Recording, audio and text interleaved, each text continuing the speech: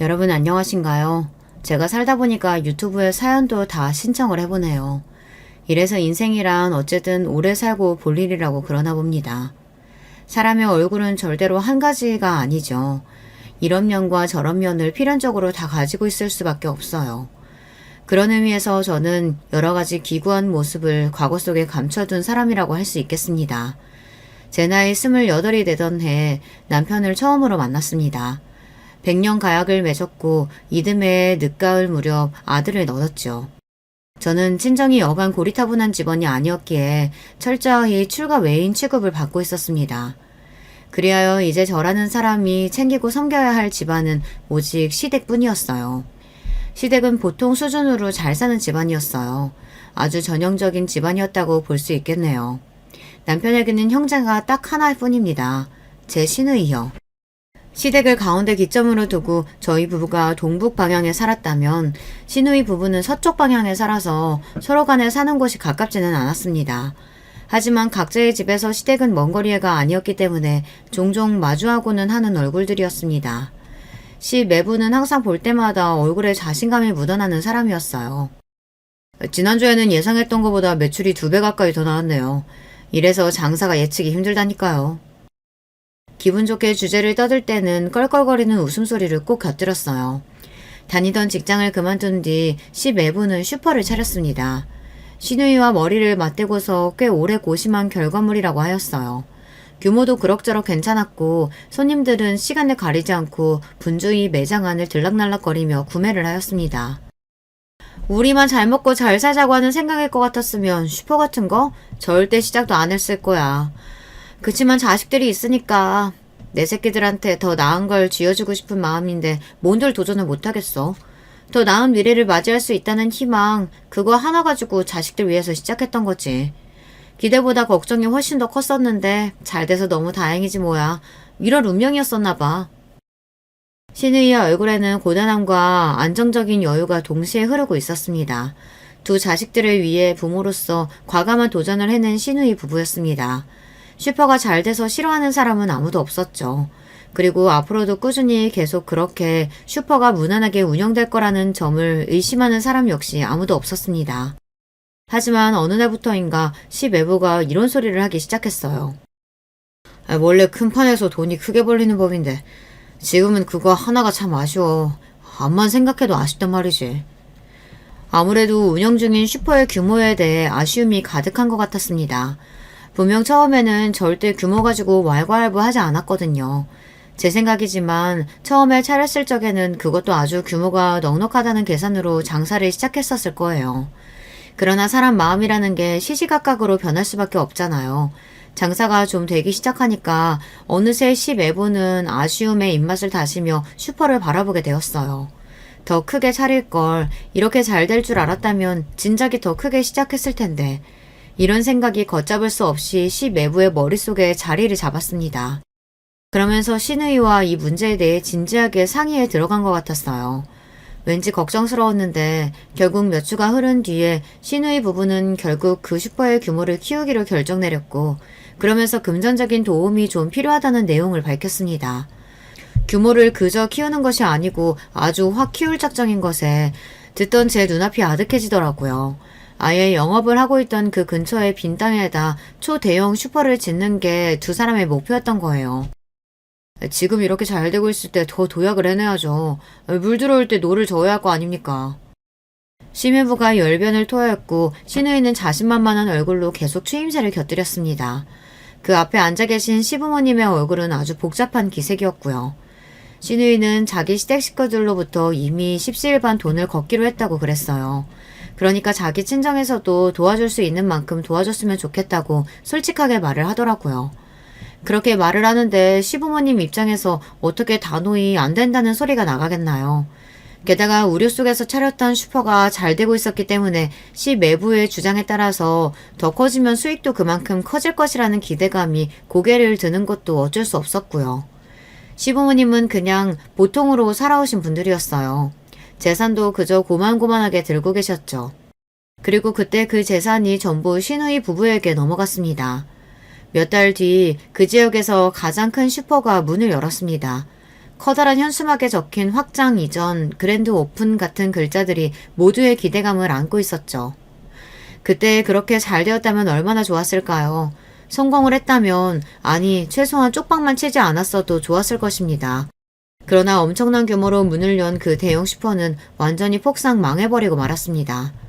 그야말로 패가 망신이라는 표현이 딱 걸맞았어요. 어마어마한 빚더미를 마주해야만 했죠.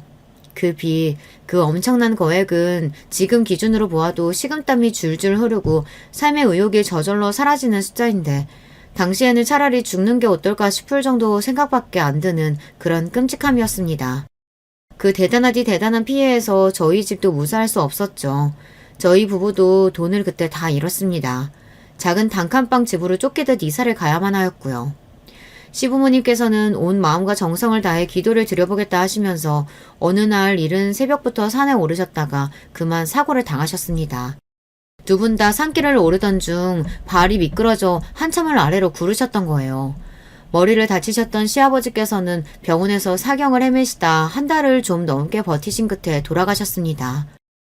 시어머니께서는 사고 이후 열 하루 만에 의식을 제대로 되찾으셨던 바 있는데 상태가 너무 좋지 않아서 혹시나 충격을 받아 잘못되실까 시아버지께서 사경을 헤매고 계심을 알려드리지 못했고요.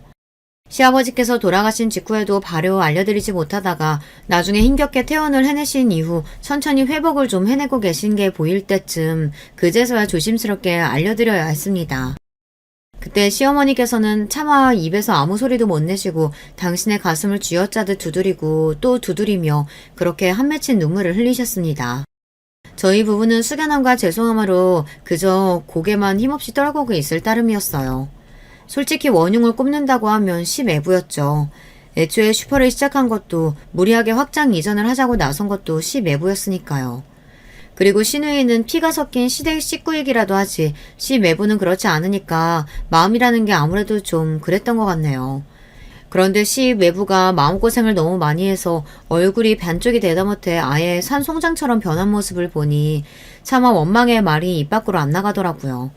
당신 때문에 지금 우리가 어떻게 된 줄 아느냐, 우리 아들이 얼마나 열악한 환경에서 살게 된 줄 아느냐, 막 이렇게 따지면서 온갖 원망을 소리를 다 내뱉고 싶은 게 본심이었지만 사람의 몰골도 아닌 것처럼 그렇게 변해버린 시매부의 모습을 마주하고 나니 진짜 그냥 한숨밖에 안 나오더라고요. 시매부도 자기 자식들 더 나은 환경에서 공부시켜주고 싶다는 일념으로 그렇게 해서 대학 더 잘 보내주고 뒷바라지 잘해주고 싶다는 부푼 마음으로 도전했던 거니까요. 같은 부모로서 그 점만은 정말 애잔할 따름이었죠. 시매부네 집안도 쑥대밭이 된 지 오래였어요. 그 집안도 원체 그렇게 잘 살지 못했어요. 그러니까 직격탄을 맞고 전부 다 아스라졌죠. 그렇게 자기 친정을 꼬드겨서 돈을 털어간 시누이도 죽일 듯 원망할 수가 없었습니다. 남편부터가 자기 누나를 진정으로 탓하지 못했으니까요. 미안한 마음을 진작에 너무 많이 갖고 있었기 때문입니다. 시누이가 남편하고 나이 터울이 컸거든요. 나이 차이 많이 나는 우리 누나. 그래서 항상 어렸을 때부터 누나는 항상 의연하고 꿋꿋하고 무슨 상황에서든 척척박사야만 했어. 날로 태어난 걸 스스로 죄스럽게 여기면서 눈칫밥 실컷 먹으며 유년 시절을 보냈어야 했지. 반면에 나는 단지 아들이라는 이유 하나만으로 집안 어른들로부터 예쁨받고 대우받고 인정받고 그렇게 어린 시절을 보내면서 자라왔어. 누나는 집안 형편을 핑계로 학업도 길게 못 이어갔고 사회생활에 내몰리자마자 벌기 시작한 돈을 다시 집에 갖다 줘야만 하는 그런 억척스러운 장녀였지. 나는 누나가 번 돈으로 제법 편하게 학창시절을 보낼 수 있었던 걸 부정할 수가 없어. 누나가 희생을 많이 했지. 이렇듯 심각하고 힘든 사태를 겪고 나서도 이런 상황 속에서도 차마 진정으로 자기 누나를 원망하지 못하고 혼자 속으로 화를 삭히는 남편을 저는 왠지 이해할 수 있었습니다. 안 피우던 담배를 뻑뻑 피우면서 술잔을 기울이는 남편의 모습이 너무나도 안쓰러워 보였네요. 한편으로는 이런 게 인생이겠지 싶었습니다. 여보, 있잖아. 내가 하는 말 좀 들어봐. 너무 분하고 억울하지만 사람마다 팔자가 있고 운명이 있는 거더라. 출발선이 남들보다 한참 앞에 그어져 있는 사람이 있는가 하면 출발선조차 보이지 않아서 시작부터 헤매하는 사람도 있더라. 어쩔 수 없는 부분이고 이걸 인정하지 않으면 그 인생만 더 고되어질 뿐이야. 그러니까 우리는 그냥 받아들이자. 열심히 버텨보자. 괴로워서 죽을 것만 같지만 그래도 죽지는 말고 어떻게든 버티다 보면 그렇게 또 하루하루 사라지는 게 바로 인생일 거야. 우리 그렇게 살아보자. 응? 남편이 눈물이 가득 고인 눈으로 저를 빤히 쳐다보다가 고개를 크게 끄덕였습니다. 입을 떼는 그 순간에 울음소리가 막 튀어나갈 것 같아서 입술에 꽉 힘을 주고서 고개만 끄덕거리는 남편의 모습을 보며 저도 눈물을 연신 훔쳤죠. 굳이 말하지 않아도 남편이 저에게 너무나도 미안해하고 면목이 없어하고 있음을 저는 잘 알았네요. 하지만 저희는 100년 가약을 맺은 부부였으니까요. 자식을 둔 부모였으니까요. 어떤 일이 생겨도 함께 버티고 이겨내야만 했습니다. 저희 아들이 정말 어렸을 때부터 착한 녀석이었어요. 매사에 수더분하고 예민하지 않았네요. 얼굴이 저를 쏙 빼다 닮은 아들이었는데 행동까지만 보면 확실히 저보다 자기 아버지 쪽을 정말 많이 닮은 녀석이었네요. 건강하기만 해도 바랄 게 없이 고마웠는데 성격이 착하기까지 했습니다. 이렇게 고맙고 기특한 내 자식을 바라볼 때면 자연스레 미안한 마음이 따라붙더라고요. 어찌나 미안했던지 모릅니다. 내 자식이 이렇게 기특하고 잘났는데 부모가 받쳐주지 못해서 부족해서 그게 정말 눈물이 나는 점이었던 것 같아요. 부자는 망해도 3대가 간다고 하죠. 이뤄놓았던 미천이 있으면 그게 다 미들구석으로 돌아와서 회복을 이뤄낼 수 있는 요소가 되나 봅니다. 그렇다면 반대의 경우는 어떻게 봐야 할까요? 여러분은 어떻게 생각을 하시나요? 거지가 망하면 3대가 고생한다고 표현을 해야 맞으려나요? 미천 없는 사람들은 살면서 딱 한 번을 삐끗해도 끝날 수 있는 법이라는 생각도 저는 들더라고요. 금수저라는 표현이 뭔지 다들 아실 겁니다. 태어날 때부터 빵빵한 재력을 보유한 부모 밑에서 호의호식하며 걱정 없이 커온 사람들을 두고 금수저라고 하는데요. 금수저들은 든든한 배경이 있기 때문에 도전이 두렵지 않다고 하더라고요. 제가 유튜브에서도 그런 경험담을 보았습니다. 크게 도전을 했다가 실패를 맛보아도 다시 몇 번이고 도전을 할 수 있기 때문에 그런 건 인생의 경험으로 그저 남을 뿐이지 그것 때문에 인생이 망하지 않는다고 말을 하더라고요. 그걸 보면서 저는 숨이 턱 막히는 기분이 들었습니다. 돈에 쪼들리며 사는 사람들은 도전 자체가 인생을 거는 것이기 때문에 거기서 실패를 겪으면 인생이 망하는 것과 사실 다름이 없어지니까요. 특히나 그 실패라는 걸 겪었을 때 주변에서 받쳐주지 않으면 그대로 영원히 고꾸라지는 법 같습니다. 저희 집 같은 경우가 그랬죠. 주변에서 도움의 손길이라는 걸 기대할 수 없었으니까요. 시댁 망했고 시매분의 집안 망했고 시아버지 돌아가셨고 시어머니 건강 다 잃으셨고 사방팔방이 비투성이었습니다. 보이는 것마다 죄다 칙칙하고 절망스러운 풍경뿐이었네요. 혹시 친정에 도움을 청해볼 수 없었느냐고요? 이쯤에서 이 부분을 궁금해하시는 분들이 계실지도 모르겠네요. 예석하게도 고리타분하고 꽉 막힐 대로 막힌 친정이 형편까지 어려웠답니다. 총체적 난국이었다고 할 수 있겠네요. 그래도 염치불구하고 친정에 가서 도와달라고 빌어보고 싶어도 그럴 수가 없었어요. 땅을 파서 뭐가 나올 만한 곳이어야 삽을 들고 갈 거 아니에요. 근데 아무것도 안 나오는 땅이니까 바라보는 것만으로도 그저 가슴이 답답하고 고개를 돌릴 수밖에 없었죠. 시누이 부부가 시어머니를 모시면서 그렇게 살았습니다. 온 집안을 들쑤셔놓고 망하도록 만든 장본인들이기도 하지만 혹시라도 잘못된 선택을 할까봐 세상을 등지겠다고 그럴까봐 그 점이 걱정이 되던 차원에서라도 시누이 부부에게 시어머니를 모시고 살게끔 하였네요. 어쨌든 시어머니라는 어른이 계신 상황이라면 다른 생각 안 하고 그저 이 악물고 살 것 같아서 그랬습니다.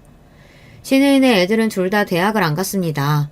처음에 슈퍼를 차렸을 때까지만 해도 자식들의 대학까지 이미 머릿속에 그려보면서 장밋빛 미래를 꿈꾸었던 게 시누이 부부였는데 참 세상사 한번 잔인하게 돌아갑니다.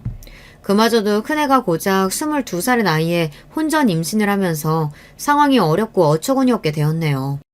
아무도 반기지 않았던 결혼이었고 그때 마주했던 시매부의 얼굴이 까맣게 너무 아픈 환자의 낯빛을 하고 있어서 제가 얼마나 심장이 철렁 내려앉았는지 모릅니다. 피골이 상접한 시누이 쪽도 마찬가지였고요. 그래도 어떻게든 발버둥을 치면서 일을 하러 다니고 돈을 버는 두 사람의 인생을 앞으로도 응원하고 싶은 마음이었네요. 시어머니께서는 뵐 때마다 내가 죽어야지, 빨리 죽어야지 이런 말씀만 하셔서 저희 부부의 가슴을 아프게 만드셨습니다. 저희도 없이 사는 쪼들리는 형편이었지만 다달이 시누이한테 10만 원씩 붙이고 살았네요. 시어머니 입으로 들어가는 간식 비용이나마 보탰으면 해서요. 더 많이 주지 못해서 항상 마음이 무거운 채로 살았습니다. 시어머니께서는 돌아가시던 그날까지 후회가 막심한 눈빛을 하시다가 눈을 감으셨어요. 부디 저 세상에서는 시아버지와 근심 걱정 하나 없이 가벼운 발걸음으로 여기저기 소풍을 다니시며 지내시길 바랄 뿐입니다. 하도 형편이 어렵고 안 좋다 보니까 이런 사정상 저희 아들은 성인이 된 이후 다른 집에 사는 걸로 서류상 분리를 해놓고 지냈었는데요. 실제로도 아들이 여기저기 돈을 벌러 다닌답시고 저희 부부랑 같이 지내는 시간이 적기도 하였고요. 저희 친정언니, 그러니까 자기 이모네 집에서 사는 걸로 아들이 그렇게 해놓고 살았습니다. 저희 아들도 대학을 안 나왔어요. 솔직히 고등학교도 간신히 나왔네요. 자식을 제대로 밀어주지 못한 저희 부부가 죄인입니다. 만약에 좋은 집에서 태어나 풍족한 환경 속에서 자라고 공부하였다면 저희 아들의 학력은 완전히 달라졌을 테죠. 그런데 부모를 잘못 만나서 아들이 어렸을 때부터 고생을 너무 많이 했어요. 일찍 철이 들 수밖에 없었던 저희 아들이었습니다. 하도 마음고생이며 몸고생을 힘들게 하고 살아서 그런지 저는 50주를 넘긴 이후부터 아픈 곳이 많았어요. 몸이 성치 못했는데 자꾸만 잔고장이 나서 번거롭기 짝이 없는 기계가 된 것 같아 스스로 얼마나 깊은 자괴감이 들었던지 모릅니다. 꾹 참고 지금까지 그래왔던 것처럼 버티는 것만 잘하면 되는 거라며 스스로를 항상 다독였습니다. 그게 어느새 저의 오랜 버릇으로 자리 잡은 뒤였죠. 버티자, 어떻게든 버티면 되는 것이다. 이런 마음으로 온갖 아픈 것들을 다 억누르고 살아온 바였습니다. 하지만 제가 억지로 벼랑 끝에 내몰린 뒤에도 버텨본다 한들 제 옆에 있는 사람이 태풍에 휩쓸려 벼랑 끝으로 떨어지는 것까지는 어쩔 수 없는 영역이더라고요. 제가 손을 쓸 수가 없었습니다. 무슨 말인가 하면 바로 제 남편이 많이 아팠다는 뜻입니다. 저와 백년계약을 맺었던 사람인데 몸이 아파서 천수를 못 누리게 되었어요. 저는 저 아픈 것만 생각하고 억지로 버티면 그게 능사라고 여겼었는데 아니랬던 것이었죠. 제가 모르는 사이 남편의 몸은 잔인하리만치 크게 병들어가고 있었던 거예요. 바보 같은 배우자를 둔 죄로 남편은 속절없이 죽음에 가까워져만 갔습니다. 안 돼. 그동안 얼마나 힘들게 살았는데 가는 것마저 이렇게 힘든 모습일 수는 없어. 나는 당신 이런 식으로는 못 보내. 남편이 아주 많이 아프다는 사실을 처음 알고 나서 머릿속으로 가장 먼저 든 생각은 이대로 보낼 수 없다라는 것이었습니다. 하는 데까지는 다 해봐야겠다는 결심부터 서더군요. 남편은 저에게 너무 애쓸 것 없다고 하였습니다만 저는 그 소리를 듣지 않았습니다. 내가 당신을 어떻게 포기해. 하는 데까지 나는 다 해볼 거야. 당신 살리기 위해서라면 수단 방법 가리지 않을 준비 되어 있어. 저는 이미 각오가 선 뒤였으나 남편은 슬픈 눈으로 저를 바라보았습니다. 옛날에 시부모님께서 산에 올라갔다 사고를 당하셨던 그때가 남편은 떠오른다고 하였어요. 그때 그 미치도록 어려웠던 상황 속에서 갑자기 엄청난 병원비까지 생겨났었고 그게 다 함께 빚이 된 바였었죠. 그랬던 과거가 떠오르면서 남편은 가슴이 너무 아팠던 것입니다. 나는 당신에게 또 한 번 짐을 주고 싶지 않아. 그래서 그래. 당신은 짐이 아니야. 내 짐을 나눠 들어주는 인생의 동반자지. 그러니까 짐 같은 소리 앞으로 제발 하지도 마. 나는 포기 못해. 저는 남편을 쉽게 보낼 수 없다는 저의 각오를 저버리지 않았습니다. 그래서 해볼 수 있는 건 정말 다 해본 뒤에 존재하는 모든 치료를 다 받아보고 약을 써보고 그렇게 한 뒤에야 남편을 떠나보냈습니다. 마지막 순간이 왔을 때 그때가 되어서는 남편에게 어찌나 미안했던지 모릅니다. 내 미련 때문에 당신이 인생에서 마지막 나날을 너무 힘들게만 보낸 게 아닐까 싶어서 그게 너무 미안해. 편하게 지내다 가고 싶었을 텐데 내 욕심 때문에 당신 많이 힘들었지? 아니야, 그렇게 생각하지 마. 나는 고마웠어. 나를 위해서 그렇게나 애를 써주는 게 끝까지 날 포기 안 하고 놓지 않아준 게 사실 많이 기뻤다. 여보, 나는 먼저 가서 기다리고 있을 테니 천천히 와. 내가 앞으로 항상 지켜봐 줄게. 그리고 다른 놈 만나도 돼. 나는 괜찮으니까 당신이 앞으로 최고로 행복한 길을 찾아서 그렇게만 지낸다면 좋겠어. 내가 정말 많이 미안하다. 미안하다고 하면서 저를 쳐다보던 남편의 그 눈빛을 저는 죽는 그날까지도 잊지 못할 겁니다. 남편이 숨을 거두고 나서 저는 아들과 서로 기댄 채로 한참이나 울었습니다. 인생이 뭔지, 각자가 짊어진 굴레가 뭔지 그런 것들에 대해서 서글픈 고민들을 많이 해본 순간이기도 하였네요. 그리고 꼬박 반년이 지났을 때 시어머니께서 돌아가셨습니다. 너무 오래도록 이 질긴 목숨 연명해서 미안하구나. 시어머니께서도 돌아가시기 전에 미안하다는 말씀을 남기셨죠. 저 세상에서 시아버지와 남편을 만나 함께 있겠다고 하신 뒤에 숨을 거두셨어요. 임종을 지켜보던 시누이가 정신이 거의 놓을 기세로 오열하였습니다. 엄마가 왜 나한테 미안하다고 하고 떠나세요, 왜? 평생 미안할 일 해온 건 바로 이 못난 딸년이었어요. 나 때문에 엄마가 죽는 그날까지 고생만 하신 거라고요. 시누이의 통곡, 그 울부짖음이 제 가슴을 아프게 후벼 파고 들었습니다. 2년 후에는 시 매부가 투병 생활을 하기도 하였고 정말 여기도 많이 힘들고 괴롭게 살았습니다. 저는 여기저기 고장이 난 몸뚱이를 가지고도 잘만 꾸역꾸역 버티며 살고 있었고요. 저희 아들은 지방에 머물며 일을 하던 도중 결혼할 짝을 만났답니다. 며느리는 대학까지 나온 인물입니다. 지방에 4년제 대학을 나왔고요. 장학금도 2번이나 받았었다고 해요. 며느리는 어린 나이에 생물을 여의었고요. 그리고 계모를 맞이하였죠. 사춘기 시절에 몇 차례 대판 싸운 이후로 감정의 골이 너무나도 깊어질 대로 깊어져서 회복이 되지 않은 모녀 관계는 더욱 서먹서먹하고 어색하고 좋지 않은 상태로 굳어버렸고요. 형제로는 이복 동생이 한 명 있었습니다. 집안에 그런 사정이 있었다는 것만 빼면 며느리는 그럭저럭 평탄하게 살아온 인물이라고 할 수 있었죠. 그런데 며느리가 대학교 4학년에 재학 중일 때 큰 일이 터졌던 거예요. 며느리의 집이 사기를 당한 것이었죠. 그 때문에 온 재산이 날아가 버렸어요. 하지만 거기서 끝이 아니었습니다. 비극은 반드시 한 번만 일어나지 않거든요. 며느리의 이복 동생이 웬 인터넷으로 도박을 그렇게나 했다네요. 폭삭 주저앉은 집안을 일으켜보려고 했다나 그런 건 핑계였고요. 그 도박 때문에 올라앉은 빚더미의 크기가 말도 못하게 커져버렸죠. 도저히 감당할 수 없는 상황이었어요. 참고 참던 며느리는 자기 가족들과 아예 등을 지기로 해버렸어요.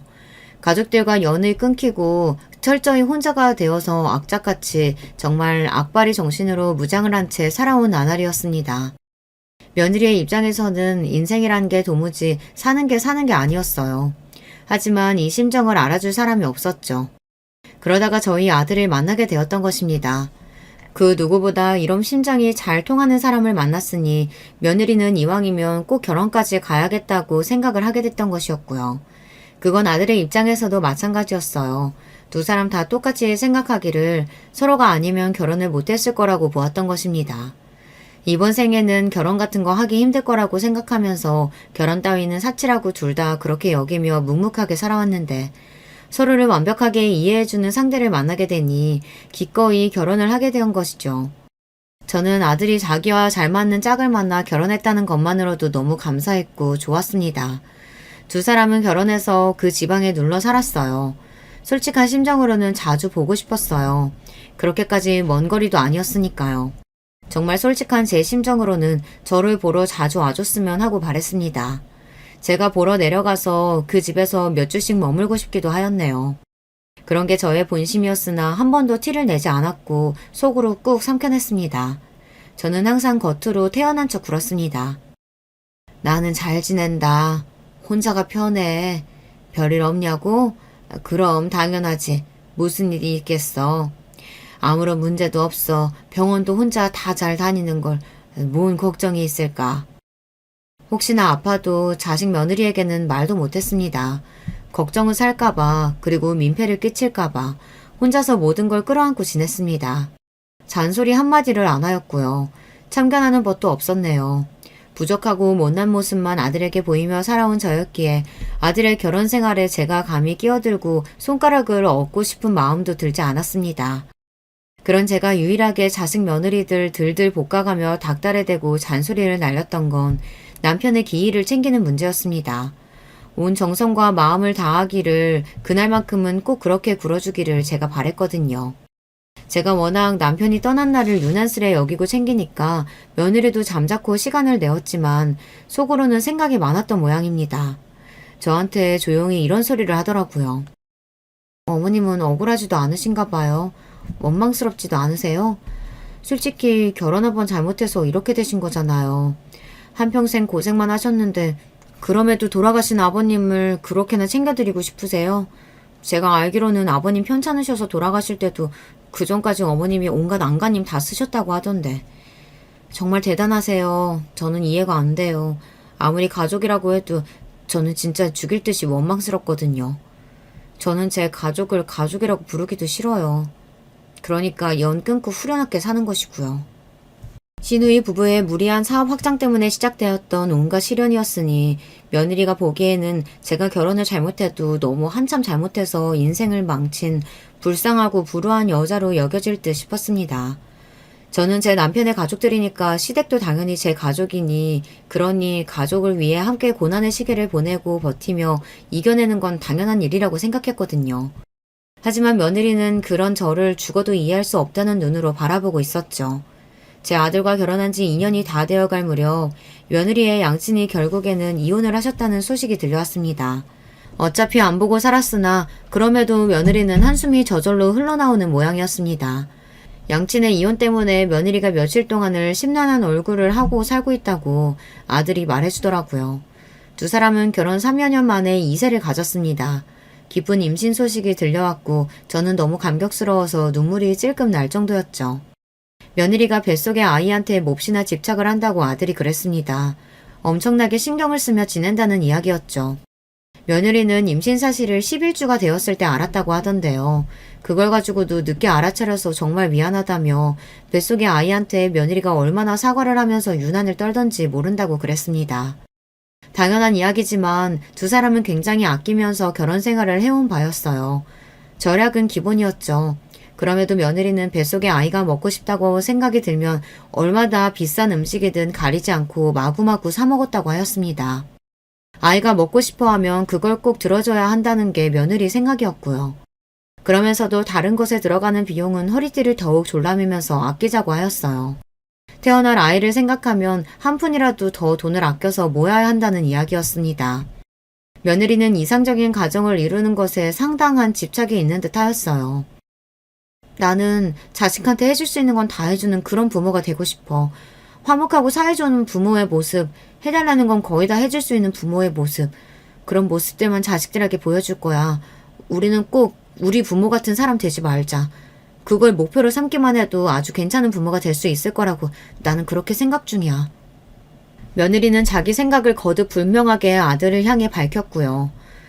어차피 남보다 못하게 안 보고 사는 분들이라고는 하지만 내 부모님이라는 그분들 어떤 꼬라지였니 생각을 해봐. 그리고 당신 어머님도 지금 기껏 기초수급비만 받으며 사시잖아. 한 번 사는 인생인데 다들 너무하시는 거 아니야? 우리는 절대 그런 부모가 되어서는 안 돼. 그렇게 말을 하며 며느리가 뜨거운 눈물을 한 줄기 흘린 바람에 아들이 차마 무엇라고 대꾸나 반박도 못했다고 하더군요. 눈물이 흐르는 와중에도 며느리의 눈빛은 분에 가득 차 있었대요. 아들은 그저 한숨과 함께 고개만 끄덕여줄 뿐이었죠. 건강하게 아이를 낳고 나면 며느리가 너무 그렇게까지 과하게 행동하고 말하는 것들이 나아지지 않을까 아들은 짐작하며 기대했다고 합니다. 임신 증상 중 하나로 며느리가 과한 생각들을 하게 됐던 건 아닐까 아들은 그렇게 넘겨짚었던 건데요. 안타깝지만 그 기대에는 들어맞지 않았습니다. 며느리는 출산 이후에도 똑같았거든요. 건강하고 어여쁜 딸을 며느리가 무사히 낳았는데 저에게는 손녀가 생긴 것이었습니다. 너무 기쁘고 그 감동은 말로 표현이 안 됐죠. 도움을 주기 위해 제가 가서 딱 2달간 같이 지냈습니다. 출산을 마치고 1달 정도는 며느리가 몸 회복만 신경 써서 저도 잘 몰랐는데요. 그 이후로 굉장히 예민하게 굴었습니다. 사사건건 예민한 눈초리로 저를 흘겨보며 얼마나 야단이었는지 모릅니다. 어머님, 아기를 왜 그렇게 안으세요? 제발 조심 좀 하세요. 어머님은 아들만 낳고 키워보셔서 잘 모르시는 모양인데 딸은 더욱 세심하고 조심스럽게 대해야 하는 법이에요. 어머님이 새로 잘 좀 배워주세요. 오만 것에 트집을 잡으며 짜증을 냈고 예민한 기질을 따져보자면 한도 끝도 없을 정도였습니다. 그럼에도 제가 해주고 싶은 건 해주고 싶은 마음에 버티면서 2달을 채웠네요. 버티는 건 제 인생의 특기였으니까요. 2달간 같이 지내다가 저의 작은 보금자리로 돌아왔던 날 자리에 눕자마자 끙끙 앓기 시작해서 이틀을 내리 힘들어하다 간신히 정신을 차렸었죠.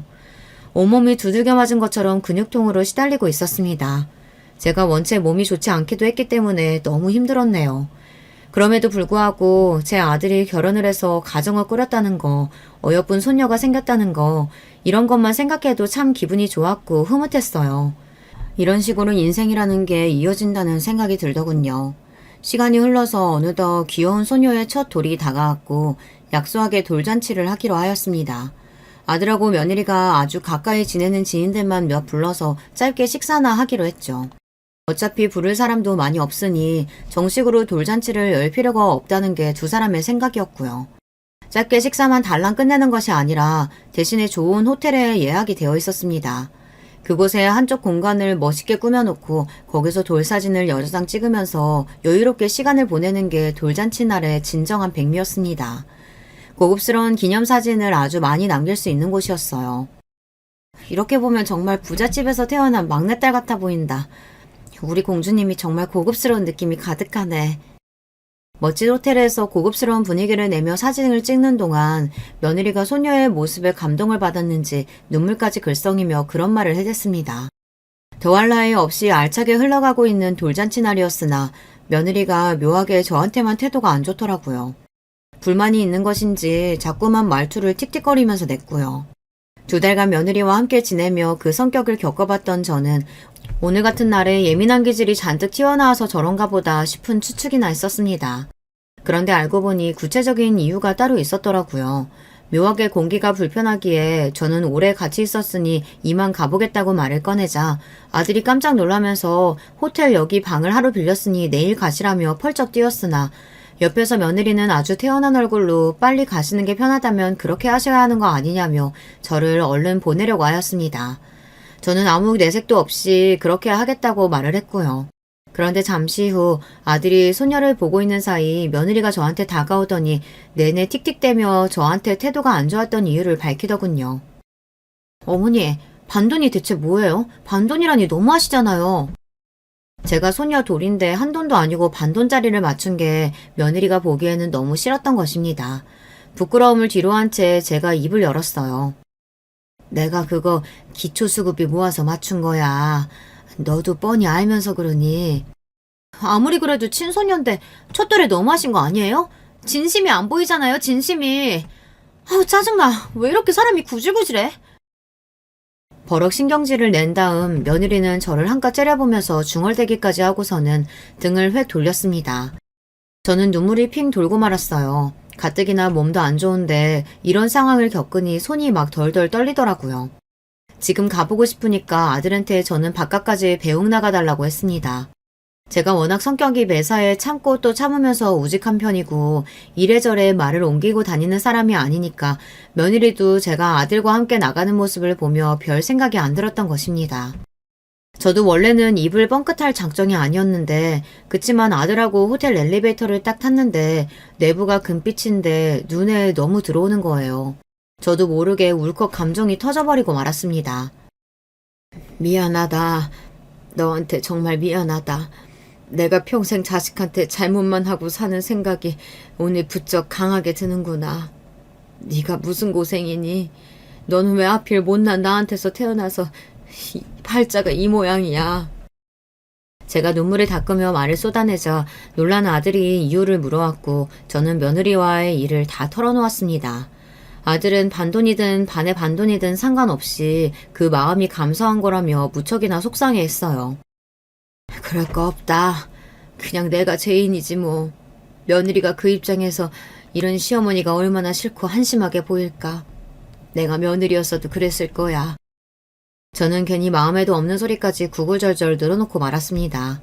며느리는 이제 과거 다 잊고 악착같이 살아볼 생각만 한다. 자식을 남 부끄럽지 않게 키울 욕심이 가득하다. 그런 며느리에게 나 같은 시어머니는 부끄러운 존재일 뿐이다. 내가 그걸 오늘로써 분명히 알았다. 이렇듯 깊은 속에서만 하고 말았던 생각들도 그 자리에서 열띤 감정을 타고 입 밖으로 쏟아져 나오고 말았습니다. 아들은 이게 다 자기가 부족해서 그런다며 시무룩한 모습이었고 저는 애써 눈물을 닦고서 집으로 돌아왔어요. 몸이 너무 고단해서 기절하다시피 잠이 들었고 이튿날 정신을 차리고 나니 구구절절 떠들고 말았던 제 모습이 한심해서 미칠 지경이었습니다. 민망한 가슴을 안고서 아들에게 문자를 남길까 하다가 고민 끝에 전화를 걸었어요. 신경 쓰이게 해서 미안하다고 그 말부터 꺼냈는데 아들이 차분한 목소리로 괜찮다고 대답하며 그 다음에 깜짝 놀랄 만한 이야기를 전해왔습니다. 제가 그분 찾았어요. 그분? 갑자기 웬 소리니? 누구 말하는 거야? 미국에 계신 그분이요. 엄마의 딸, 그분 말이에요. 저는 등줄기에 소름이 돋아났고 하마터면 전화기를 손에서 놓칠 뻔했습니다. 네가 그 사실을 어떻게 알았니? 아버지가 돌아가시기 전에 저한테 다 말씀해 주셨어요. 그래서 진작에 다 알고 있었어요. 생각지도 못했던 아들의 이야기를 듣는 동안 저는 어느새 과거를 되짚어보고 있었습니다. 그 시절 고리타분한 친정을 둔 여자치고 제가 28이면 결혼을 늦게 했다는 생각을 하신 분이 혹시 계실까요? 그러셨다면 굉장히 예리하신 겁니다. 사실 저의 첫 결혼은 22살에 이루어졌습니다. 중매쟁이를 통해서 결혼했었죠. 그런데 시어머니라는 인간이 전 보는데 미친 사람이었습니다. 저의 첫 남편이라는 인간도 처음에는 괜찮았고 단 몇 달이 지나자 본색이 드러나서 저한테 함부로 굴었어요. 정신 나간 집안에서 저는 임신을 하여 불러오는 배를 붙잡은 채 불안에 떨어야만 했습니다. 제 나이 23세 딸을 낳았어요. 그리고 제 딸의 첫 돌이 지나가기 무섭게 애아빠라는 인간이 바람을 피웠어요. 시어머니였던 작자는 저를 내버려야 한다고 주장했고요. 제가 평생을 가도 아들을 못 낳을 몸인 걸 확신한다고 그러셨습니다. 그런데 딸이 얼굴에서 시댁의 피가 딱 보였거든요. 그래서였을까요? 점을 봤는데 아기는 절대 내어주면 안 된다는 소리를 들었다고 하며 저만 나가라고 하였습니다. 제가 낳은 생명을 어찌 두고 가나요? 미친 집안에서 버틸 수 있었던 건 제가 낳은 어여쁜 딸을 보며 의지했기 때문입니다. 그런데 딸을 두고 저만 나가라니 있을 수 없는 일이라서 빌고 또 빌었습니다. 그랬더니 어느 날은 시어머니였던 그 인간의 친구, 그리고 시누이였던 미친 여자까지 그렇게 셋이서 저를 붙잡고 끌고 나가서 옷을 막 벗겨내고 물이 반쯤 얼어있는 냇가에 저를 던져버렸습니다. 그때가 추운 겨울이었죠. 저는 수치스럽고 아프고 춥고 정말 죽을 것만 같았습니다. 저는 더 이상 그곳에서 살 수 없었어요. 그 동네에서는 황당하게도 제가 웬 남자하고 바람이 나서 붙어먹다가 그 현장을 들키는 바람에 옷도 못 입은 채로 도망쳤다는 소문이 돌았습니다. 그 미친 집안 사람들이 낸 소문이었죠. 만신창이가 되어서 친정으로 향했습니다. 친정에서는 저에게 화를 냈어요. 상황이 그렇게 되었으면 그냥 애를 냅두고 얼른 빠져나왔으면 될 일이지 왜 이렇게까지 일을 어렵게 만드냐고 하더군요. 애가 없어야 다시 남자를 만날 것 아니냐며 저한테 불같이 화를 냈습니다. 애를 데려올 생각은 추워도 하지 말라며 엄포를 놨고요. 이러지도 저러지도 못한 채 저는 버티고 또 버텼습니다. 그러다가 26의 해가 밝았던 시기에 결국 결혼 생활을 완벽하게 정리하고 끝냈으며 아이를 영영 두고 떠났습니다. 자식을 등진 엄마가 저였어요.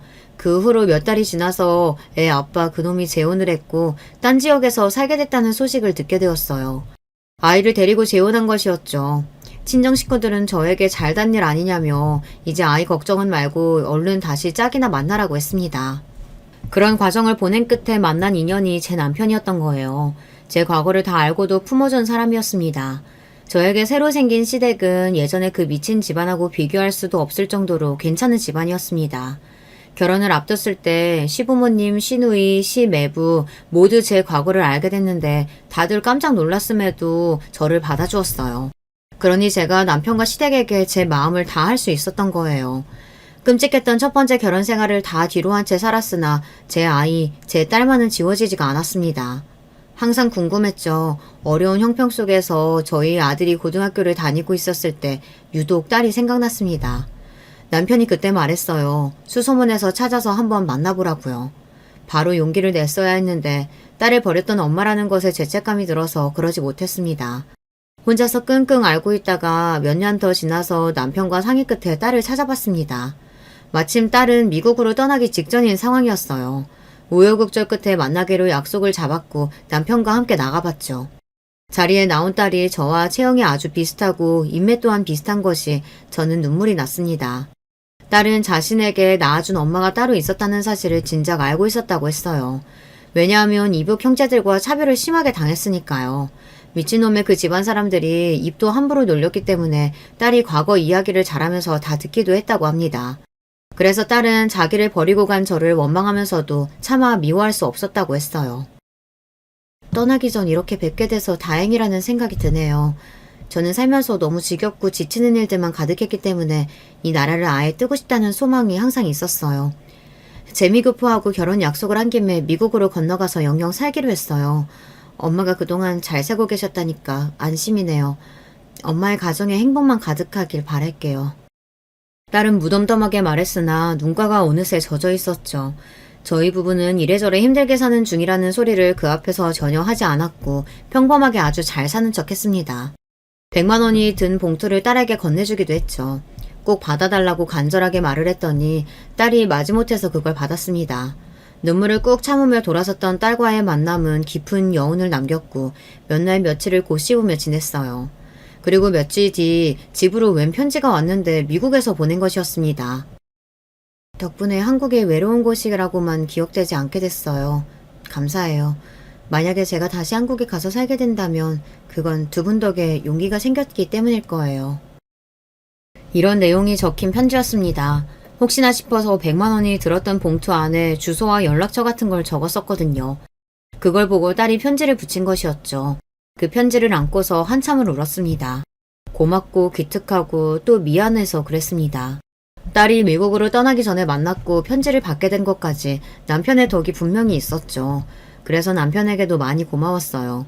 딸이 보내온 편지를 고이고이 몰래 간직하고 있었는데 설마 그 편지봉투에 기재되어 있던 보낸 사람의 주소를 남편이 아들에게 알려주고 세상을 떠났을 줄은 상상도 못했습니다. 그 주소로 편지를 붙일까 하다가 미국에서 살다 온 경험이 있는 지인한테 일단 물어봤어요. 그랬더니 지인이 그 주소를 보더니 그 근처에 있는 한인교회를 찾더라고요. 그 주소지 근처에 있는 한인교회 두 곳을 연락해봤죠. 한인들끼리 사회를 이루며 지내기 때문에 높은 확률로 한인교회를 다니고 있을 거라고 아들의 지인이 추측했다고 해요. 그래서 인터넷에 나와 있는 번호로 전화를 걸었고 한 곳에서 제 딸이 그곳에 다니고 있다고 그랬던 겁니다. 연락을 전해달라고 요청한 뒤 몇 시간이 지나서 딸이 아들의 번호로 전화를 걸었어요. 그렇게 제가 낳은 두 자식 간의 통화가 이루어졌던 것입니다. 아들은 제가 너무 외롭고 힘들어한다는 이야기를 꺼냈고 딸은 그 말을 듣자마자 울었다고 합니다. 잘 살고 계셔서 연락이 없으신 줄 알았는데 내가 그 인생에 흠집이나 짐이 될까봐 끼어들 수가 없었는데 그랬는데 그동안 그렇게 힘들게 사셨을 줄이야. 딸이 당장 비행기표를 끊겠다는 말을 했다는 그 이야기를 아들에게서 전해 들으며 저는 실감이 안 나고 한참을 울다가 웃다가 그랬습니다. 제 멋대로 행동을 해버려서 아들이 죄송하다고 했을 때 제 고개가 멋대로 좌우 방향으로 움직였죠. 아니야, 잘했어. 정말 잘했다. 겁이 많고 용기가 없어서 움츠러드는 나를 너도 그렇고 돌아가신 네 아버지도 그렇고 언제나 밖으로 끄집어내주고 움직일 수 있게 도와주는구나. 부전자전이야. 저는 평생 묵은 체증이 내려가는 것 같아 후련해졌고 아들은 저에게 자기가 며느리와 잘 이야기해서 아예 단판을 짓겠다고 했어요. 그동안은 며느리가 한편으로는 이해가 되기도 해서 그냥 내버려뒀는데 그게 선을 넘어버렸으니 딱 짚고 넘어가야 할 때라고 말했습니다. 아들이 어찌나 든든하게 느껴지던지요. 당신이 만약에 한 번만 더 우리 엄마한테 함부로 걸면 나 그때는 가만히 안 있어. 이혼도 불사할 거야. 뭐? 이혼? 애도 있는데 어떻게 애한테 이혼 가정을 안겨주겠다고 그럴 수가 있어? 자꾸 애한테 몰입해서 애 관점으로 그렇게 멋대로 생각하지 마. 당신 생각이 애 생각하고 같을 거라는 보장이 있어? 이혼하고 다달이 당신한테 양육비 주면서 살아도 난 차라리 괜찮으니까 우리 엄마 함부로 취급당하시는 꼴은 앞으로 절대 못 봐. 아들이 단호하게 나가자 며느리가 충격을 크게 받았다고 해요. 그러면서 정신이 좀 든 것인지 저한테 전에 없이 먼저 안부 연락을 다 하더라고요. 앞으로는 며느리 노릇을 잘하겠다느니 그런 소리를 하면서 말입니다. 딸이 없었다면 제가 며느리의 일에 너무 일희일비했을지 모르죠. 하지만 저를 만나러 그 먼 길을 날아와준 딸이 있었기에 제 마음은 이제 아주 든든하고 여유로웠습니다. 내가 모르는 시누이가 있었다고? 미국에 산다고? 멀쩡한 2층 집에 앞마당하고 뒷마당도 다 있다고? 세상에, 이게 어떻게 된 일이야? 제 딸의 존재에 며느리가 기절할 때 놀랐음은 당연한 일이었습니다. 그러더니 더욱 저에게 언행을 공손히 하기 시작하더군요. 저는 딸과 오랜 세월을 건너뛰어 아주 돈독한 모녀관계가 되었어요. 그리고 딸하고 아들이 서로 어색함도 없이 무난하게 대화도 잘하고 그렇게 잘 지내더라고요. 신기한 일이었네요. 둘 다 제가 낳은 자식들이니까요. 이래서 피가 물보다 진하다고 하나 보더라고요. 시누이하고도 딸이 인사를 나눴고 서로를 신기해하는 장면에 저는 눈물 섞인 웃음이 나왔습니다. 의외의 장면들이 계속해서 끼어드는 게 그게 인생인 것 같아요. 안녕하세요. 저는 경기도에 살고 있는 40대 여성입니다. 열심히 제 주관을 지켜오며 살아왔지만 인생이 참 제 뜻대로 흘러가지 않는 것 같아서 답답한 마음이 드네요. 제 이야기를 한번 시작해 보도록 하겠습니다. 저는 결혼한 지 3년이 되었고 이래저래 남편과 좋은 감정을 가지고 인연이 되었어요. 사실 한 번 정도는 결혼을 고민해 볼 기회가 있었는데 제 발로 차버렸던 것 같아요. 왜냐면 결혼할 때 지금의 시어머니 반대가 꽤 심했거든요. 나는 엄마 없이 자란 것들은 영 신뢰가 안 가. 이상하게 버릇도 없고 복이 없어. 내가 그동안 봐온 바로는 딱 그 짝이더라니까. 아니 게다가 아빠도 아프시다며? 이거 원... 적어도 부모가 둘 중 하나는 성해야지. 뭔 근본도 없는 집이랑 연을 맺고 앉아있냐? 어머니의 이 말은 연애 시절 저에게 큰 상처를 주었고 저는 너무 많은 충격을 받고 남편과 거리를 두었어요. 하지만 계속해서 구애해오는 남편 때문에 저도 억지로 생각을 돌려보게 되었어요. 그리고 본격적으로 어머니가 저와의 결혼을 허락하신 이유는 다른 것에 있었답니다. 바로 예비 시아버님이 아프셨기 때문이에요. 아이고 명준아, 네 아빠 오늘 내일 하는 상황에 빨리 장가라도 가야지 어쩌냐. 빨리 그 누구냐, 그 예진인가 뭔가랑 결혼해. 아이 전화 좀 바꿔줘봐라. 이러면서 막 닥달을 하면서 절 바꿔달라고 하더니 얼른 결혼들 하라고 하시는 거예요. 우리 명준 아버지 지금 그나마 말짱할 때 얼른들 결혼식 올려라. 응? 어른들 누구건이 있을 때 진행을 해야 되는 거야. 그래야 보기가 좋지. 에거, 니네 집도 혼주석에 앉을 어른이 아무도 없다며. 우리 쪽까지 나 혼자 앉아서야 되겠냐? 어머니는 이렇게 말하시면서 구태여 결혼을 당기자고 하셨고 저는 친정아빠가 돌아가신 지 6개월도 안 된 상태였는데 마음의 준비가 안 되었어요. 이때는 제가 화가 나서 밀었고 결국 어머니와 저는 상당한 미움을 가진 상태로 1년 뒤 가족이 되었답니다. 하지만 저도 너무 서러운 게 어릴 적 돌아가신 우리 엄마와 제 관계를 두고 함부로 말하시는 게 참 싫더라고요. 그래도 결혼하면 좀 나아지겠지. 어머니랑 마주할 일이 뭐 얼마나 많을까 싶어 많은 것들을 참기로 했어요. 그런데 어머니는 내가 언제 그런 약속을 했냐면서 아들 집에 수시로 드나들겠다고 선포하시더라고요. 얘, 내가 왜 우리 아들 집을 드나드는데 네 눈치를 봐야 하냐? 너 그렇게 맨날 따지고 들고 그러면 복도 달아나는 거야. 난 너한테 쌓인 거 많다. 그래도 참고 지켜보는 줄만 알아 너는. 알았냐? 어머니는 매번 이런 식으로 말을 하면서 예고도 없이 찾아오셨고 어느 날은 또 정말 황당한 일을 저지르기도 하셨는데요. 갑자기 전화하셔서 집이냐고 막 물어보시더니 한 10분쯤 지나서 웬 어르신들 2분을 모시고 집에 들이닥치신 거예요. 예, 빨리 과일이랑 이것저것 좀 내와라. 물도 갖고 오고. 뭐 마실 거 없냐? 아 그래, 여기 식탁 쪽 자리 좀 만들어. 아이고, 뭘 토요일 아침부터 라면들을 먹고 앉았냐. 빨리 좀 치워라. 아, 더럽게 이게 뭐야? 이러면서 그 낯선 아저씨와 아줌마를 식탁 앞 의자에 앉히시는 거예요. 편하게 티셔츠에 반바지만 입고 있던 남편은 옷이라도 제대로 챙겨 입겠다고 안방으로 뛰어들어가 버리고 저만 멍청이 서 있다가 그분들을 맞이하게 되었어요. 알고 보니 이분들은 어머니가 평소 거래하고 지내는 부동산 아저씨 아주머니셨는데요. 왜 이분들을 우리 집에 데리고 오신 걸까요? 나중에 이유를 묻는 저에게 대충 이렇게 얼버무리시는 거예요. 아우, 왜긴 왜야. 내가 필요하니까 불렀지. 내가 명준이 명의로 사둔 집이 있어. 그 집 상태 갖고 얘기 좀 하려고 부른 거야. 다 아들 거 될 거니까 불러서 얘기하는 거고. 그리고 그런 얘기 할 만한 곳이 네 집 말고 또 어디 있냐? 저는 어머니가 이렇게 막무가내로 밀고 나오시며 정말 당할 재간이 없더라고요. 그래도 이때에는 신혼이니까 참았어요. 나중에 임신했을 때에는 어머니를 정말 견뎌낼 수가 없어 중간에 대들고 싸우기도 했답니다. 임신 초기란 많이 지쳐있고 힘들어하는 저를 어머니는 대뜸 여행을 잡아서 끌고 다니셨거든요. 그때 정말 제가 잊혀지지도 않는 게 임신 4개월인 저를 갖다가 무작정 계곡으로 데려가신 거예요. 옛날에는 배가 잡채만큼 불러서도 잘만 엎드려서 호미질하고 농사짓고 별것들을 다 했어. 너 애 있다고 너무 유세 부리지 마라. 애를 너만 가져본 것도 아니고 너무 그렇게 유난 떨면 애가 밉게 나와. 아니 어디 잘못돼서 나온다는 말도 있더라. 나 봐라. 나는 명준이 가졌을 때 그렇게 시부모님한테 순종하고 잘했어. 그러니까 애가 저렇게 반듯하고 이쁘게 태어났지. 꼭 말을 이런 식으로 기분 나쁘게 아주 상스럽게 꼬고 꼬아서 대꾸하시는 어머니를 보며 정말 화가 많이 났어요. 이쯤 되면 가만히 있으면서 이런 상황에 자꾸 흘러가게 허락하는 남편도 문제인 거잖아요. 저는 남편을 불러다가 얘기했고 이 인간은 중간에 껴서 뭐라 하지도 못하고 멍청이 있더라고요. 어머니 말씀하시는 거 들었지?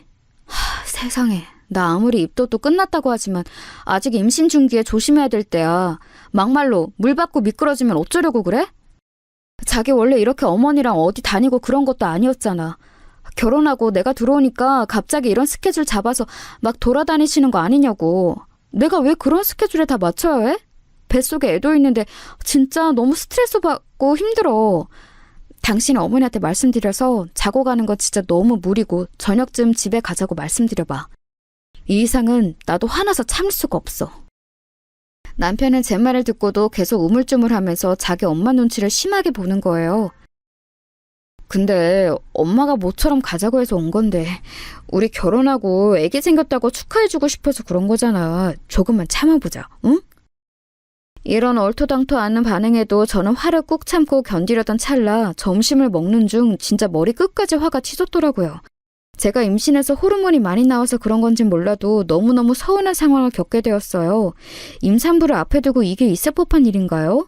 어머니는 임신한 며느리 생각해서 사주는 밥이라고 하시더니 그 맛있다는 갈비집에서 고기를 굽는 족족 자기 아들한테만 쑥쑥 올려다 주시는 거예요. 명준아, 이것도 먹고 저것도 먹어. 너가 아빠 된답시고 고생 많았지. 이거 갈비살 시라니 괜찮다. 삼겹살 한 판 비웠으니까 갈비 많이 먹고. 갈비탕도 시켜줄까? 이러면서 계속 본인 아들 먹을 것만 챙기시는 거예요.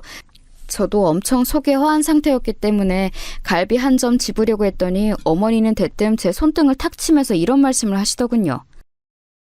에그머니나 아직 고기 안 익었다. 이거 시뻘건 거 봐라.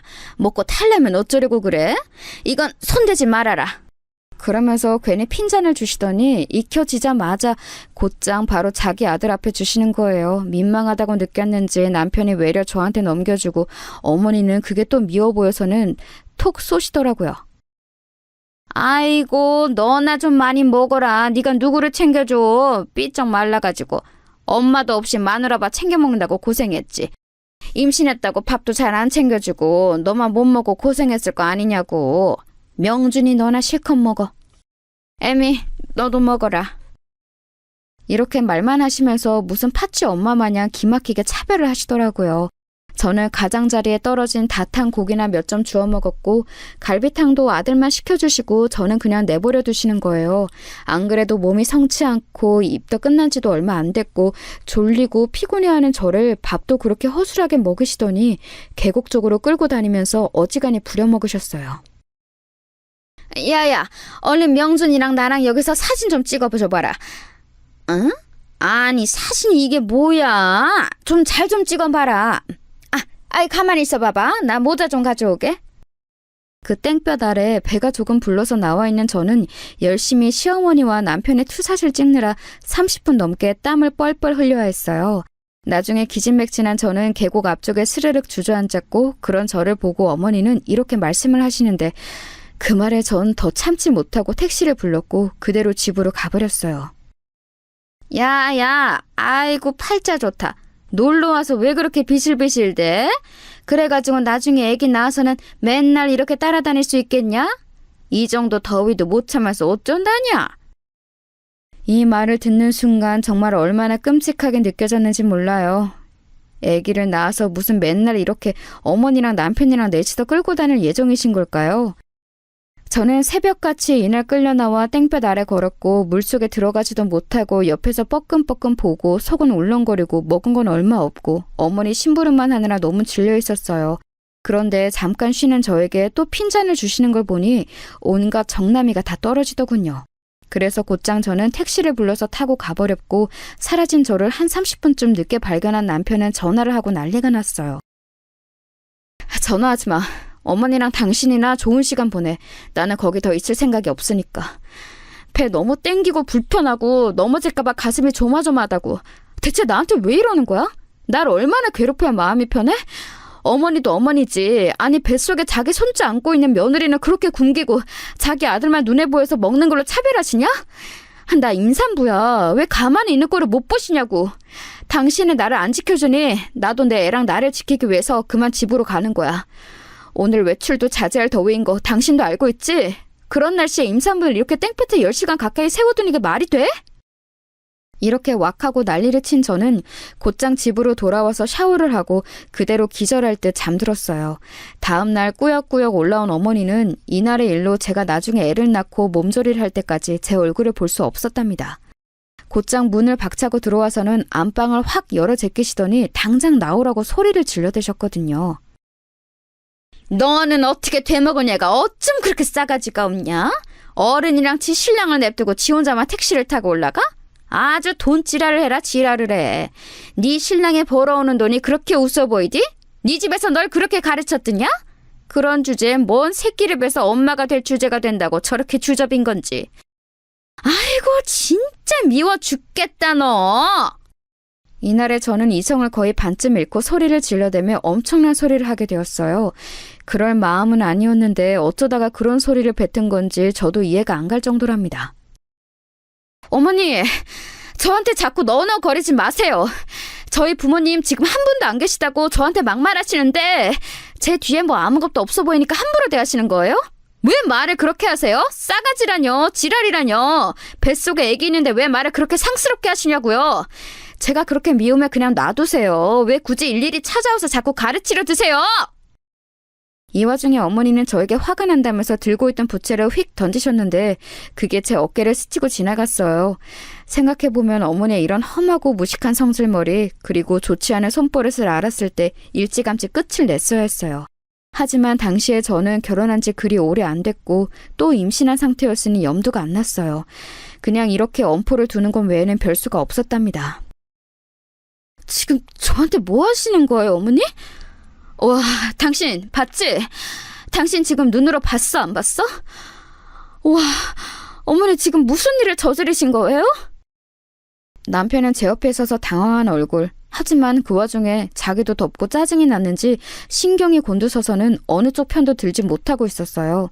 전 그때 정말 뭔 정신으로 이런 말을 했는지 모르겠지만 용케도 말을 했답니다. 어머니, 저한테 당장 사과하세요. 이거 지금 던지신 거 맞죠? 저 지금 못 참겠는데 이렇게 놔두시면 저 그냥 넘어갈 수 없어요. 당장 사과하시라고요. 그러자 어머니는 움찔거리면서 입으로 뭐라 욕을 머금으시는 것 같더니 자기 아들을 쳐다보시더라고요. 뭔가 편이라도 들어달라는 의미였는지 뭔지는 모르겠지만 아무튼 아주 구질구질해 보였어요. 그러자 남편은 저보고 일 크게 만들지 말자는 어투로 말하는데 전 아주 초강수를 둬버렸답니다. 저도 바보는 아니었으니까요. 당신 이 상황 말리고 어물쩍 넘어갈 생각하지 마.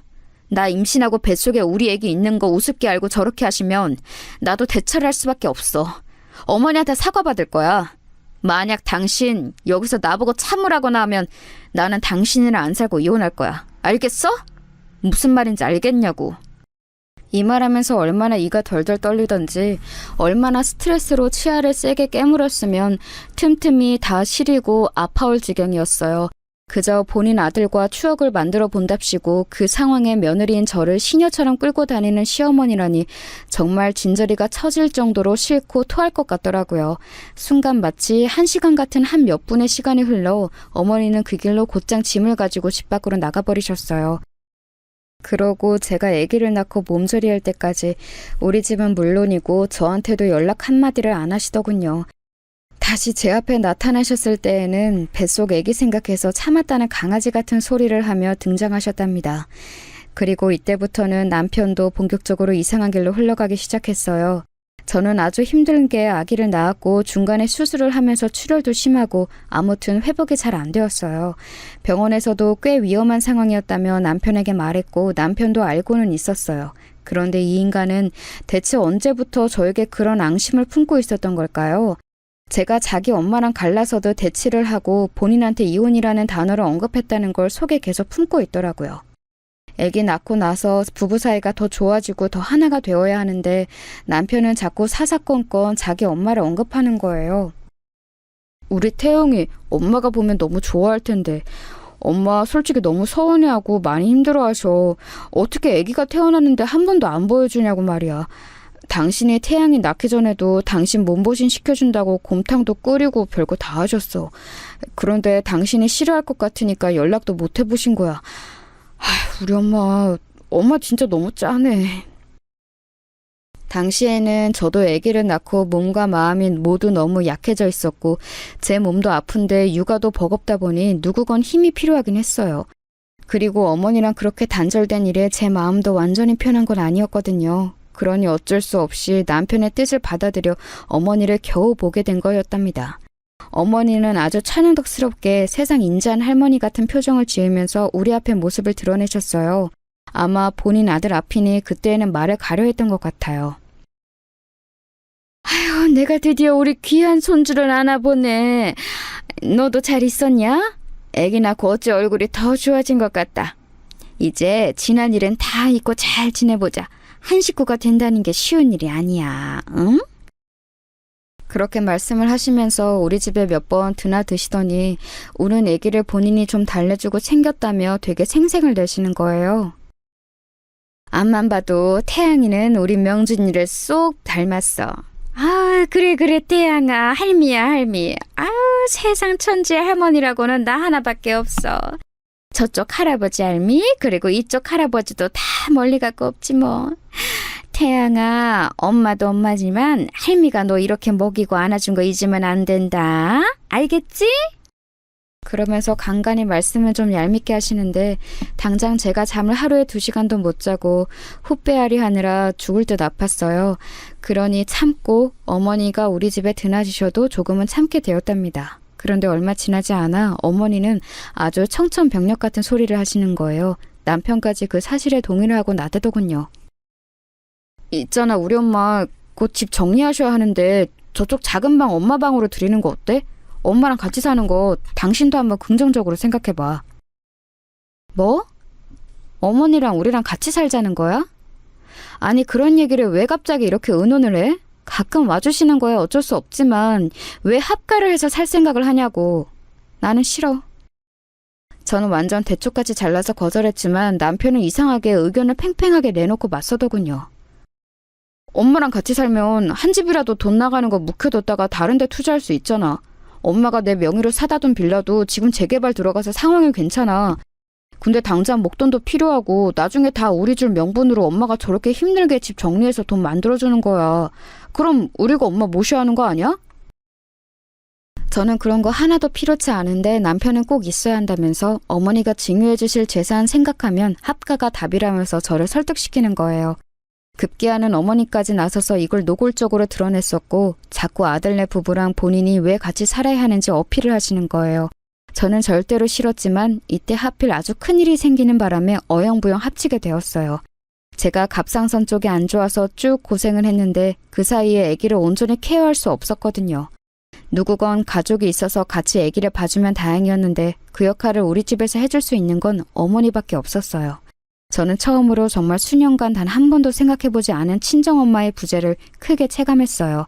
이래서 여자에게는 친정엄마 존재가 이렇게 중요하다는 걸 새삼 알았지 뭐예요. 정말 울며 겨자 먹기로 어머니와의 합가를 허락했고요. 그 이후부터 저희 엉망진창 하루들은 이어지게 되었어요. 남편은 자기 엄마가 집에 들어와 계신 후부터 한 여자의 남편이자 아이의 아버지란 자리는 잊어버리고 자기 엄마 아들이란 것만 기억하고 있더군요. 엄마, 나 엄마가 해준 곱창볶음 땡기네. 자기도 먹고 싶지? 엄마한테 해달라고 그러자. 이런 말들을 가볍게 던지면 어머니는 해주기 귀찮다고 하시면서도 자기 아들이 이쁘니 준비를 하시더군요. 문제는 그런 준비들을 다 저에게 시키는 거예요. 예, 네가 나가서 좀 재료들 사다 놔라. 이따 오는 길에 마트 들려서 사오면 돼. 그리고 와서 이거저거 다듬어 놓고 준비만 다 해두면 내가 와서 할 테니까. 그리고 나 허리가 너무 아파서 이제 빨리 하기도 힘드니까 이건 네가 좀 해놔야 된다. 그러면서 아주 솔찬히 저에게 살림이며 다양한 것들을 주문하시더군요. 제가 그냥 놀고 먹느라 쉬는 것도 아닌데 자꾸 일거리들을 갖고 오셨고 도저히 참을 수 없어진 저는 일찍 아이를 어린이집에 보내기로 했어요. 이 부분을 갖고도 얼마나 어머니랑 크게 싸우는지 몰라요. 네가 정신이 있는 얘냐?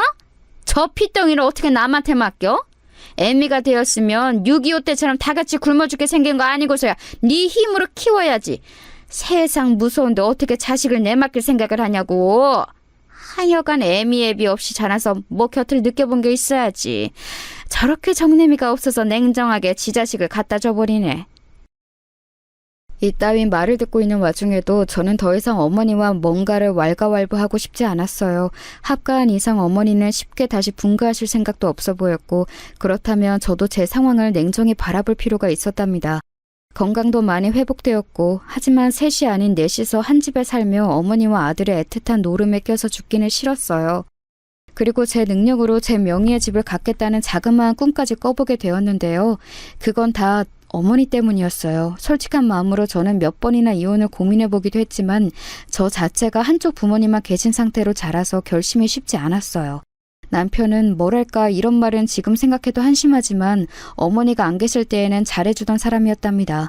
잠깐 자리를 비우고 어디 가셨거나 우리 세 가족끼리 움직일 일이 있을 땐 저를 챙겼어요. 그런데 이상하게 지 엄마만 끼게 되면 아주 발광을 하고 브루스를 추더라고요. 어머니는 저한테 서운한 게 있으며 꼭 자기 아들한테 일러 바쳤고 이게 무슨 트라이앵글 마냥 삼각형으로 돌고 돌아 나중에 남편과 저희 큰 싸움이 되었어요. 그러니 이악 물고 직장을 구하게 되었고 겨우겨우 이전 회사 선배에게 소개를 받아 저 역시 워킹맘의 세계로 들어갔어요. 그런데 회사에 들어가니 이리 치이고 저리 치이고 자꾸 퇴근이 늦어지면서 저도 점점 마음이 급해지는 거예요. 어린이집에서 아이를 데려가는 건 제 몫으로 했는데 선생님과의 시간을 어기게 되더군요. 선생님 안녕하세요. 저 태양이 엄마예요. 너무 죄송합니다. 10분만 기다려주세요. 빨리 갈게요. 이렇게 말하면서 택시에서 초조해하며 어린이집 8분 남짓 거리에 사는 우리 어머니는 절대 자기 손주를 데리러 가지 않는 상황을 원망하고 있었어요. 충분히 데려갈 수 있음에도 불구하고 어머니는 제가 괘씸하다는 이유로 아이 하원을 안 하셨거든요. 사지 멀쩡한 젊은 얘가 자식 키우기 싫다고 남한테 맡겨놓고 나가놓고서 뭐? 애 보내고 데려오고를 나한테 시키려고? 얼씨구 나는 싫다. 내가 왜 네 좋은 일을 시켜줘야 되냐? 네가 낳아놓은 자식 네 손으로 알아서 해. 나는 도와주지 않을 거야. 한편으론 이런 말을 하는 게 너무 웃긴 게요. 어머니는 처음에 손주를 봐주겠다는 명목으로 은근슬쩍 우리 집으로 흘러 들어오셨던 거예요. 그래놓고 슬슬 조금씩 그런 것들을 놓고 그냥 아이들과 본인이 사는 집에 제가 얹혀 사는 것처럼 취급을 하시더군요. 나중에는 선 넘은 참견까지 하기 시작하셨어요. 너 그렇게 해서 월 얼마에 번다고 했냐? 300은 벌어? 그것도 아니잖아. 우리 명준이가 400씩 떡떡 벌어오면 그걸로 감사한 줄 알고 아껴쓸 생각을 해야지. 한 200은 버는 거니? 아니 그까지 푼돈 벌려고 네 색대 같은 새끼도 고생시키고 네 남편 밥도 안 차려주고 맨날 죽을상을 하고 들어오고 대체 뭐 하는 거야? 저는 이때 속으로 이런 말을 되뇌었어요. 그렇게 스트레스 받고 싫으시면 제발 이 꼴 보지 말고 나가세요 어머니 하고 말이에요. 왜 이렇게 집에 굳이 껴들어 오셔서는 나중에 본인이 사둔 그 잘난 재개발 빌라를 아들에게 준다는 명목하에 돈 한 푼 안 내고 떳떳하게 살고 계시는 걸까요? 막말로 그 집이 본인 아들 집이 될 거지 저한테 될 거는 아니잖아요. 그러면서 나중에는 은근히 돈을 보태라면서 자꾸 우리 집 경제 상황을 물으시는 거예요. 예, 너네 돈 얼마나 모아놨냐? 돈 관리는 네가 한다며. 대답 좀 해봐라. 한 2억은 있어? 저는 화들짝 놀라서 이렇게 답했어요. 아니요, 어머니, 2억이라뇨. 저희 지금 결혼한 지 뭐 얼마나 되었다고. 중간에 태양이도 태어났고 저도 맞벌이 한 지 얼마 안 되었어요. 몇 천도 없어요. 왜 물어보시는 거예요? 어머니는 이런 상황을 보며 도대체 제가 얼마나 싫은 건지 완전 저를 도둑 취급하시더라고요. 아이고, 미치고 팔짝 뛸 노릇이다. 니네 결혼한 지 얼마 안 있으면 거의 3년 되는 거 아니냐? 그렇게 뭐? 몇 천도 없다고? 야, 나 같으면 월급 그렇게 따박따박 받아서 알토란같이 모았겠다. 없어도 1억은 있겠어. 안 그러냐? 명준이가 월 400씩 갖다 주잖아. 3년이 다 돼가는데 1억이 없다고? 예, 너 그런 식으로 살림할 거면 경제권 나한테 넘겨라. 이거 무슨 고양이한테 생선 맡긴 꼴이지. 이러니까 없는 것들을 집으로 들이면 안 되는 거야. 아주 돈 생기면 무섭게 써버린다니까. 없을 때 벌은 못 입고 걸신 들린 듯이 쓰는 거지. 저는 이때 너무 기가 막히더라고요. 어머니 말 하나하나에 화가 나는 포인트들이 너무 많았어요. 어머니, 월급 받으며 그걸 그대로 조금도 손 안 대고 통장에 집어넣을 수 있는 집도 있나요? 그럼 저희는 어떻게 뭘 먹고 사는데요? 가계부를 제가 제대로 안 썼지만 저희 집 고정 지출만 해도 200이 넘어요. 게다가 작년부터 어머니도 어찌어찌 같이 들어와서 살고 계시고 같이 먹고 밖에 다니고 하셨잖아요. 그 돈은 돈이 아니에요? 고양이한테 생선 맡긴 꼴이라니요. 무슨 저를 도둑 보듯이 말씀을 하세요? 저는 좀처럼 흥분이 가라앉지 않았어요.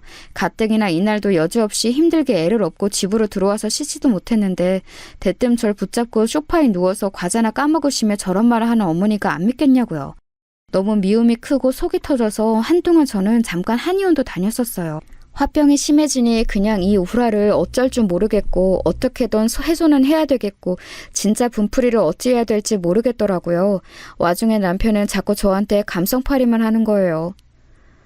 엄마가 저런 말 하는 건 너무 고생하고 어렵게 사셔서 그런 거야. 아버지가 많이 벌어다 주신 것도 아니고 얼마 안 되는 살림 갖고 엄마가 얼마나 알뜰하게 사셨는데 나는 우리 엄마 진짜 존경해. 엄마 같은 사람은 없어. 당신도 나중에 태양이 커봐. 당신도 똑같이 시어머니 될 거면서 너무 그렇게 야박하게 우리 엄마한테 굴지 마. 이런 말을 들으니 나중에는 나만 이상한 건가? 이 집에서는 나만 정말 없어지면 되나 생각이 다 들더라고요. 게다가 이때 우리 애는 저에게서 떨어질 줄을 모르고 빽 울어대고 등원도 거부하니까 정말 정신이 사나웠어요. 어머니는 저때 제가 말대답을 세게 했다는 이유로 며칠간을 삐져 계셨는데요. 남편이 저에게 몇 번 언지를 주면서 엄마랑 잘 풀어보라는 헛소리를 했지만 저는 절대 틈을 주지 않았어요. 당신 한 번만 더 나한테 어머니한테 먼저 사과하라는 소리 하면 나 안 참을 거야. 적어도 당신은 나한테 그딴 소리 할 자격 없어. 내가 뭘 잘못했는데? 당신이야말로 나랑 어머니랑 싸우는 상황을 방치하고 뭐 하는 거야? 가만 보면 당신이 제일 나빠. 방관자이자 싸움 부추기는 사람이나 마찬가지라고. 저는 참고 있던 말들을 다 쏟아내며 남편과 안방에서 크게 싸웠고 어머니는 방문을 쾅쾅 두드리며 되도 않는 쇼를 하시더군요. 아니 글쎄 막 울어대시는 거예요. 진짜 이게 뭐 하는 짓이에요. 내가 며느리 하나 잘못 들여가지고 별꼴을 다 본다 진짜. 니네 뭐 하는 거냐? 어? 애미, 너 왜 명준이한테 지랄이야 지랄을. 짠한 내 새끼한테 네가 뭔데 핏대를 세우고 난리냐고. 당장 문 안 열어? 아이고 서러워라. 내가 뭔 꼴을 보겠다고 집에 들어와서. 아이고. 그러자 곧장 남편이 문을 열어서 어머니를 안심시킨답시고 부축하고 하는데 그걸 뒤에서 멍하니 보고 있던 저는 뭐 하는 사람인 걸까요? 이 분위기에 계속 있다간 숨막혀 죽을 것 같아서 적당히 옷을 걸쳐 입고 밖에 나갔어요. 정처 없이 돌아다니는데 벌써 시간도 밤 10시를 넘겼고 슬슬 밤길이 무서워지기 시작해서 결국 집에 돌아왔답니다. 근데 이날 저는 밤하늘을 보며 많은 생각이 들었어요. 내가 왜 이런 인생을 살고 있을까? 안 그래도 부모 사랑 많이 못 받고 자라서 힘든데 왜 저렇게 부모 자식 사랑 지극한 모자 사이에 끼어서 더 심한 차별을 받고 있나 싶은 거예요. 서러워서 눈물이 나면서 일찍 돌아가신 엄마보다는 근래에 제 곁을 떠난 아빠 생각이 정말 너무너무 나더라고요.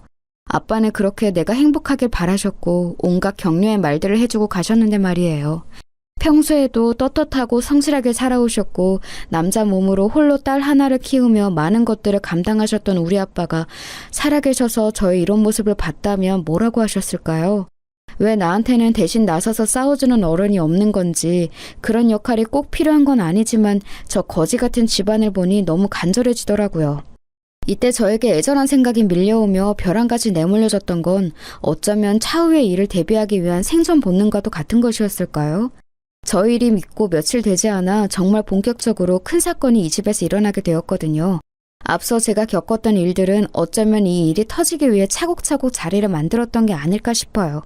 이날로 돌아가서 상황을 보자면 저는 어머니와도 남편과도 냉전 중인 상태로 출근 준비를 하고 있었어요.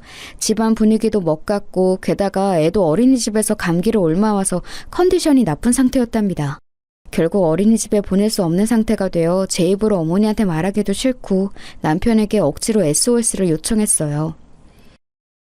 태양이 아프니까 당신이 어머니한테 태양이 좀 봐달라고 해. 나 도저히 회사에 휴가 낼 수 없어. 저번에도 내가 무리해서 냈고 요 근래 계속 반차며 다 써서 못 쓸 것 같아. 내가 말하기는 싫어. 어머니랑 또 싸워야 하니까. 당신이 알아서 해.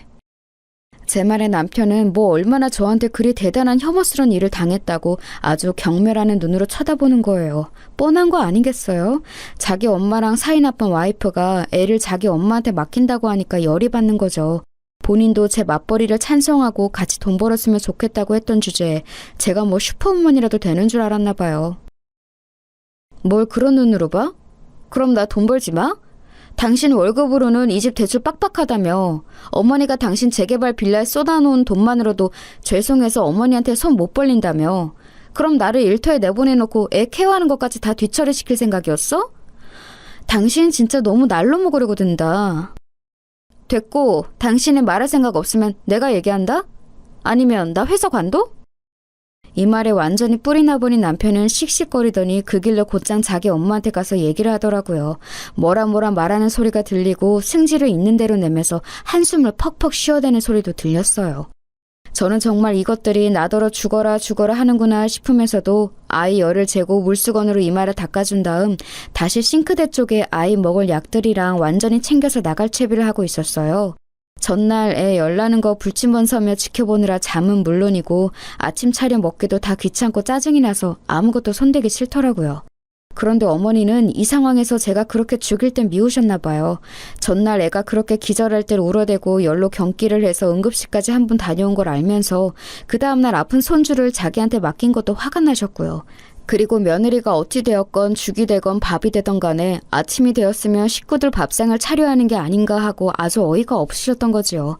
어머니 본인과 아들뿐 아니라 며느리 당사자인 저도 뭐 하나 입에 못 대고 출근한다는 건 관심도 없으셨어요. 그래서인지 옷을 차려입고 현관에서 신발을 챙기던 저를 불러 세우시더군요. 저는 이 순간을 다시 떠올리기만 해도 입에서 욕지기가 나올 정도예요. 왜 부르세요, 어머니? 저 빨리 나가봐야 해요. 태양의 열 이제 떨어뜨렸고 좌우지간 저 많이 늦었어요. 나중에 얘기하세요. 그런 저를 어머니는 노려보면서 대뜸 거기 있어보라고 소리를 지르시는 거예요. 야, 어른이 말하는 거 안 들리냐? 거기 있어 보라잖아, 어? 너 말이야, 지금 집거리 이게 말이 된다고 생각해? 그놈의 회사 때려쳐. 이따위로 할 거면 네 남편이 갖다주는 돈만 갖고 살아. 이게 아주 시애미를 지 잡종으로 하나. 아주 버릇을 고쳐놔야 돼 이건. 여기에서 저는 온몸에서 피가 빠져나가는 듯한 피로감을 느끼며 눈을 질끈 감게 되었어요. 아, 어머니 진짜 왜 이러세요 정말. 저 출근해야 된다고요. 아, 당신이 좀 나와봐. 그러자 어머니는 제가 자기 앞에서 자기 아들을 이렇게 부른 것이 자극된 건지 막 길길이 날뛰시더라고요. 누구 아들을 어디 개 부르듯이 막 불러대 이게? 너 미쳤냐? 너 지금 집꼴을 봐라. 이게 사람 사는 집이냐? 아니 이 집에 먹고 사는 식구가 몇인데 그냥 맨몸으로 쏠랑 나가버릴 생각을 하냐? 밥도 안 차리고 어머니 나와보세요 이런 말도 안 하고 내내 입 삐죽거리면서 온 죽을상을 하고 탕탕거리고 돌아다니고 이게 사람이 할 짓이야? 너 그럴 거면 회사 때려치라고. 네 새끼 네 시애미 네 신랑 밥도 안 해먹이고 도망가는 짓거리 할 거면 회사 때려쳐. 당시 저는 정말 빈혈이 훅 느껴지면서 어지러움을 체감했고 먹은 것도 없는 속에서 구역질이 올라오는 걸 느꼈어요. 아무래도 어머니에 대해 반응하는 스트레스가 너무 많이 쌓여 있는 데다가 정말 마주하기 싫을 정도로 제 몸이 거부하고 있었던 것 같아요. 저도 이때 눈이 완전히 돌아서는 똑같이 소리를 질러버렸고 그 일은 일어나게 된 거예요. 진짜 바쁜 사람 왜 붙잡나 했더니 밥이요? 밥이 문제예요 지금? 어머니, 저 지금 출근 시간이 몇 시인지는 아세요? 저 태양이 아파서 어쩐 약부터 아무것도 못 먹고 이 상태예요. 제가 무슨 어머니 손주 돌봐주고 아들이랑 같이 돈 벌어주고 밥 태다 바치는 기계예요? 드시고 싶으시면 어머니가 차려 드시면 되잖아요. 어떻게 제가 뭘 움직이지 않으면 아무것도 안 하려고 드세요? 좀 제발 좀 신경 좀 끄세요, 저한테. 다 꼴보기 싫으시면 어머니가 나가시던지요. 이 말에 남편은 제 이름 3글자를 눈안에 빠져나올 정도로 크게 불렀고요. 그와 동시에 저는 현관구석 한쪽으로 밀쳐지며 눈앞에 별을 반짝하고 느끼게 되었어요. 정신을 차려보니 이마 쪽이 말도 안 되게 얼얼하고 당기는 느낌이 들면서 뜨끈한 게 주변에 엉겨있더라고요. 그리고 이전부터 어지러웠던 머리는 사정없이 누군가가 때리는 듯한 두통이 느껴졌고요. 아파. 뭐야? 그러는 제 앞에는 닥치라며 저를 밀쳐낸 어머니가 씩씩거리면서 저를 봄과 동시에 눈이 커져서는 순간적으로 어리나간 게 보였어요. 통증이 느껴지는 곳에 저는 손을 댔고 대자마자 물컹한 뭔가가 손에 묻어나는 것을 보고 급작스러운 두려움이 몰려왔어요. 주변에 거울이 없었기에 주저앉은 상태로 핸드백에 휴대폰을 쓱 꺼내어 까만 화면으로 얼굴을 봤는데 이마에서는 뻘건 액체가 지저분하게 엉켜 맺혀 있었어요. 웬일이야. 미쳤다. 이게 뭐야? 저는 이렇게 말을 짧게 뱉은 뒤 움직이지를 못했고 그제서야 남편은 저에게 괜찮냐며 말을 막 더듬기 시작했어요. 당신 일어나봐. 괜찮아? 저는 한참을 고개를 숙이고 들지는 못했고 이마 찢긴 부분이 너무 아파서 바로 뭔가 반응을 할 수 없었어요. 그런 저를 일어나 밖으로 걸어나가게 하여 119에 신고하게 했던 것은 염치도 없고 짐승만도 못한 어머니의 말 그 한마디였습니다. 얼굴 좀 봐봐라. 제대로 보여줘봐. 아니 뭐 그거 좀 민 거 가지고 호들갑을 떠냐? 별로 안 다쳤을 거야. 어디 보여줘 보라고. 이 말에 저는 가까스로 일어나 밖으로 나갔고 그렇게 먼정신으로 응급실까지 갔는지 모른 상태로 운방되어 갔어요. 애는 아프니 누군가는 집에 있어야 했고 어머니가 택시를 타고 뒤늦게 따라왔더군요. 생각해보면 이때 어머니는 집에 있고 차라리 남편이 왔어야 했을 텐데 제가 볼 땐 어머니도 심한 불안감을 느꼈던 것 같아요. 늦지막히 정신을 차려보니 제가 이송되어 온 병원은 안면이 있는 곳이었고 그다지 방문할 일이 없긴 했지만 그나마 마음이 놓이더군요. 역시 아플 때 아는 병원이 있으면 조금은 안심이 되는 것 같아요. 그리하여 급하게 치료를 받고 상황이 진행되었고 정말 다행히게도 아주 극심하게 안 좋은 상황은 아니었던 것 같아요. 그런데 이때 어머니가 여전히 제 옆에서 가족이랍시고 왔다고 자꾸 저에게 뭔가를 어필하려는 게 불편하더라고요. 너 괜찮다더라. 별거 아니래. 이게 다 네가 고집 부려서야. 아니 글쎄 말하다가 슬쩍 화가 나서 아니 네가 하도 열받게 하니까 사람을 말이 안 통하니까 말 좀 들으라고 살짝 밀었을 뿐인데 네가 오도방정을 떨면서 자빠진 거 아니냐. 그러니 그런 궁상이 된 거지. 그러게 왜 고집을 부리고 지랄이야 지랄이. 하여간 이게 뭔 극성이냐. 너 때문에 지금 명준이도 회사 못 가고 태양이 보고 있단다. 이제 좀 안심하라고 전화나 해줘라. 어머니의 이 말은 끝까지 자기가 잘못이 아니라는 걸 증명하고 싶어 하시는 것 같았어요. 저는 그만 말하고 밖으로 나가시라 하니 어머니는 지지 않고 어떻게든 자기 탓이 아닌 걸 확인하려고 막 떼를 쓰시는 거예요. 정말 곧 죽어도 자기 잘못이 아니란 얘기를 들어야 나갈 기세였고 누워있는 상태로 뭔가 더 할 수 있는 것도 없는 저는 정말 죽을 맛이었어요. 헌데 그 와중에 이 상황에 있어서 저에게 반드시 필요했던 사람이 이 자리에 나타나게 되었어요. 원래대로라면 그 대상은 남편이라는 역할이 해야 했겠지만 이제 저에겐 원흉 그 이상도 그 이하도 아닌 존재고요. 저를 이 미칠 것 같은 상황에서 건져내주신 건 여기 병원장님이셨어요. 얼핏 보면 한낱 일반인인 제가 응급실로 실려와서 이런 시고창 속의 골치를 앓고 있는데 병원장님이 무슨 상관이라서 구세주라고 하는지 이해가 안 가시죠? 하지만 글쎄요. 제 이마는 큰 상처를 입고 회복 중이고 안 겪었으면 좋을 사고이긴 하지만요. 그날 그 일이 있고 그때 그렇게 맞물려서 만나게 된 대상이 이 병원장님이 아니었다면 저는 지금에 이르는 결과를 손에 얻을 수 없었을 거예요. 당시 제가 실려온 곳의 병원장님은 이제서 말을 하는 거지만 돌아가신 저희 아빠와 친분이 있는 분이었어요. 친분이랄까, 이 병원장님 말씀으론 우리 아빠한테 대단한 신세를 졌다고 말하셨는데요. 저도 정확한 상황은 모르지만 아빠에게 큰 은혜를 입었다고 하시더라고요. 제가 처음 개원을 할 때 어르신께 많은 조언을 구했고 도움을 받았었죠.